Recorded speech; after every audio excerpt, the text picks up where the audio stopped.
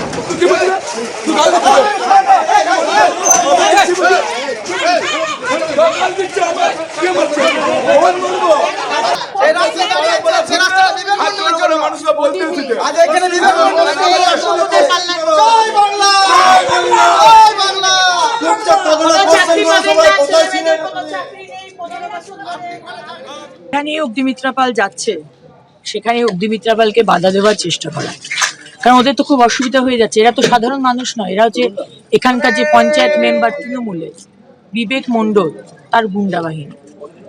তারা আবার কথা বলতে আসে তৃণমূল যে তারা আবার কি কি কাজ করেছে তাকে তো আবার জবাব দিতে হবে। আজকে তাদের সাংসদকে খুঁজে পাওয়া যায় না, সে জিজ্ঞেস করছে এখানকার ক্লাবের নাম কি।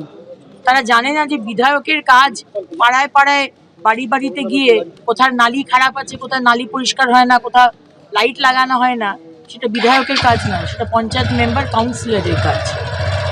আজকে আমরা বাড়ি বাড়ি যাচ্ছি মানুষকে বোঝানোর জন্য যে এই 15 বছর মমতা ব্যানার্জি যে ঠকিয়েছেন সেটা বাংলার মানুষের বোঝা দরকার।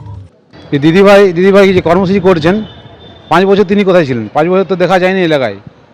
তিনি এখন বলছেন যে 3000 করে দেবো। গ্রামের মানুষ কালকেই তো 1700 টাকা করে আমাদের দিদি মুখ্যমন্ত্রী 1700 টাকা করে অ্যাকাউন্টে ঢুকিয়ে দিয়েছে মহিলাদের লক্ষ্মীর ভাণ্ডার। সেই ক্ষোভের বহিঃপ্রকাশ জানিয়েছে। 3000 মানুষ চায় না, 1700 খুশ। অতীতে যা ঘটে তা অতীতেই মুছে যায় না, তা আবার আবর্তিত হতে থাকে। যদি সহজ করে বলা যায় তাহলে বলতে হয় ইতিহাস আবর্তিত হয়। এটা কার্ল মার্কস বলেছিলেন। এই দেখুন, কার্ল মার্কসের কথা বললাম বলে আমার মার্কশিট আবার কালো দাগিয়ে দেবেন না কিন্তু। আসলে পরিস্থিতি এখন এমন হয়েছে কোনো কিছু নিছক কোট করতেই ভয় লাগে। ইতিহাসে প্রথম যা ঘটে তা হলো ট্র্যাজেডি, আর সেই ঘটনার পুনরাবৃত্তি হচ্ছে প্রহসন। আমরা জেনে নিই আসন্ন বিধানসভা নির্বাচনের আগে এই যাদবপুর বিধানসভা কেন্দ্রের মানুষের মনের মধ্যে কি কাজ করছে। আমি নিজেই লক্ষ্মীর ভাণ্ডার পাই। আপনাদের যাদবপুর বিধানসভা এলাকার যিনি বিধায়ক তার দেখা পান? দেখলে মনে হয় না যে উনি খুবই ভালো হচ্ছে। সুযোগ সুবিধা কিছু সাধারণ মানুষ পাচ্ছে না। নারী নিরাপত্তা বিষয়ে আপনার কি বক্তব্য? পানীয় জল নিয়ে আপনাদের কোনো অভিযোগ আছে? কর্মসংস্থান নেই, কোনো নিরাপত্তা এই শাসক দল থেকে নেই। বৃষ্টি হলে তো বলার কথাই নেই। দুর্নীতিটা আরো বেশি মারাত্মক পরিমাণে ছেয়ে গেছে। আমাদের কাছে সবার আগে দেশের সম্পদ। এখানকার যারা রাজনৈতিক নেতা নেত্রী আছেন তাদের কথাগুলো কিন্তু আমরা আমাদের নোটবুকে তুলে রাখবো। আমরা আগেও যেমন ভবিষ্যতেও এই বিপন্ন মানুষের পাশে দাঁড়ানোটা আমাদের কাজ। আমাদের সরকার আসলে অবশ্যই মানবিকভাবে প্রত্যেকটা বিষয়ই খতিয়ে দেখবে। ওরা চেষ্টা করছে ওদের মতন প্রচার করতে, আমরা চেষ্টা করছি আমাদের মতন প্রচার করতে। যাদবপুর বিশ্ববিদ্যালয়ে আমরা দেখেছি যে প্রায়শই ছাত্র আন্দোলন, ছাত্রদের প্রতিবাদ, বিভিন্ন বিষয় নিয়ে সেই প্রতিবাদ চলে এবং কখনো কখনো সেই প্রতিবাদ এবং প্রতিবাদের আঁচ বিশ্ববিদ্যালয় ক্যাম্পাস থেকে বেরিয়ে রাস্তায় এসে দাঁড়ায়। মানুষের মনে প্রতিবাদের সুর ভয়ঙ্কর। যারা মনে করেছিল যে একটা পরিবর্তন হয়ে গেলে বুঝি কি লাভ হবে, তারা বুঝেছে পরিবর্তনে কি সর্বনাশ হচ্ছে। তৃণমূল সেখানে কখনো আছে কখনো নেই, কখনো তারা কম্প্রোমাইজ করে চলে। সমস্ত রাজনৈতিক কর্মকাণ্ড এখানে চলছে। যাদবপুর বিশ্ববিদ্যালয়ে তথাকথিত উগ্রবাম এবং বাম তারা আর কাউকে ঢুকতেই দেবে না। সূত্রের খবর, এসআইআর খসড়া তালিকায় যাদবপুর থেকে বাদ গেছে 54,184 জনের নাম। এসআইআর শুনানিতে ডাকা হয়েছে যাদবপুর বিশ্ববিদ্যালয়ের উপাচার্য চিরঞ্জীব ভট্টাচার্যকেও, আর সেই নিয়ে ভোটের আগে যাদবপুর সরগরম। ভোটের দিন দুপুরবেলা 1টা-1.5টার পরে এই যে ভূতের নৃত্য হয় ভোটার লিস্টের, এটা নির্ভুল ভোটার তালিকা নয়। এই নামগুলো বাদ যাওয়া উচিত। ভোটার লিস্টে যদি মৃত ভোটারের নাম থেকে থাকে তার দায় এবং দায়িত্ব নির্বাচন কমিশনের ছিল। সুজনবাবু যখন 2016-তে জিতেছিলেন তখন যাদবপুরে কি ছিল? এই সুজনবাবু এই 2021-এ প্রায় 40,000 ভোটে হেরেছে, তখন তো তিনি বলেননি। এখানে বামফ্রন্টকে পিছনে রেখে আমরা দ্বিতীয় স্থান অর্জন করেছি এবং আমাদের থেকে তৃণমূলের ব্যবধান মাত্র 17,500 ভোটের। এই এসআইআর প্রক্রিয়াতে তুমুল তর্ক বিতর্ক চলেছে বিভিন্ন রাজনৈতিক মহলে। ইচ্ছাকৃতভাবে মানুষকে হেনস্থা করে ভোটার লিস্ট থেকে বাদ দেবার যে চেষ্টা নির্বাচন কমিশন করছে বকালমে বিজেপি, সেটা বিপজ্জনক। ফলস ভোটটা বন্ধ হলো, সুতরাং আমাদের জয়ের পথ এখানে একেবারে সুগম। আমরাও তো চাই যে ভোটের লিস্টটা সেটা সুচারুভাবে হওয়া দরকার। 2024 সালে সমীক্ষা বলছে পর্যটন থেকে ভারতবর্ষে ব্যবসা হয়েছে প্রায় $22 মিলিয়ন। শুধুমাত্র বিদেশি পর্যটক নয়, দেশের মধ্যে মানুষ ঘুরে বেরিয়েছেন প্রচুর। শুধু কেরল, মহারাষ্ট্র, রাজস্থান, কাশ্মীর নয়, ইউপি এবং তামিলনাড়ুতেও মানুষজন ঘুরতে গিয়েছে। এই সমস্ত কিছু দেখে শুনে মন ভালো হলেও নিজের রাজ্যের জন্য মনটা খারাপ হয়ে যায়। অথচ আমাদের রাজ্যে যথেষ্ট সম্ভাবনা আছে, ইতিহাস থেকে পাহাড়, জঙ্গল, সমস্ত কিছু। এমনকি কেরলের ব্যাক ওয়াটারের সঙ্গে পাল্লা দেওয়ার মতো সুন্দরবনের খাঁড়িও আছে, সমুদ্রও আছে। নেই শুধু ইচ্ছে, না ছিল সিপিএম আমলে, না আছে এখন। আমি আপনার প্রশ্নটাকে অস্বীকার করবো না, আরো তুলে আনার স্কোপ ছিল। যদিও সুন্দরবনটা ম্যাপে এসছে, পাহাড়টা খুব ভালোভাবে ম্যাপে এসছে, কিন্তু আরো অনেক আসার মতো সুযোগ ছিল। ভারতবর্ষেও ট্যুরিজমের অপার পোটেনশিয়াল আছে।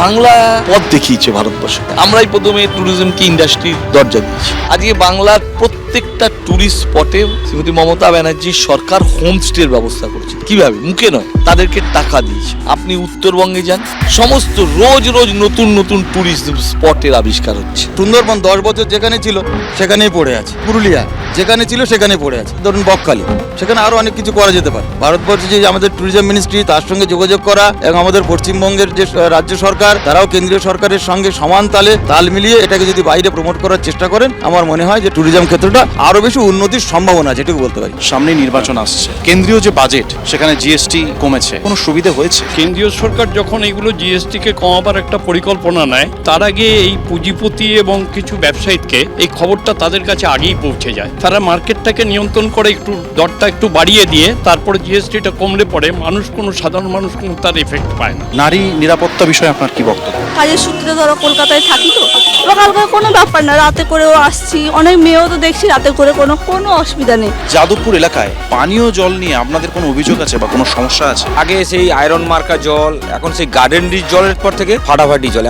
এখন জলের যে জল আগে কি হতো, আগে হট করে জল শেষ হয়ে যেত, এখন সেই সমস্যাটাও নেই। ইল্লিগাল বাড়ি হয়ে যাচ্ছে, 2তলা হওয়ার জায়গায় সেখানে 3তলা 4তলা করে হয়ে যাচ্ছে। জল কমে যাচ্ছে, জল মানুষ পাচ্ছে না, আর জল কিনে খেতে হচ্ছে। জনগণের বার্তা যাবে কত দূর, নির্বাচনের আগে ভাবছে যাদবপুর। আজকে আমার সফর এখানেই শেষ করলাম। গণতন্ত্রের বিকল্প একমাত্র গণতন্ত্রই। গণতন্ত্রে প্রশ্ন করা অধিকার নয়, কর্তব্যও বটে। আজ এই যাদবপুর বিধানসভা কেন্দ্রে আমি আমার কর্তব্য করলাম। আপনারা দেখতে থাকুন তারকার চোখে তারকা কেন্দ্র। এবিপি আনন্দ, এগিয়ে থাকে, এগিয়ে রাখে।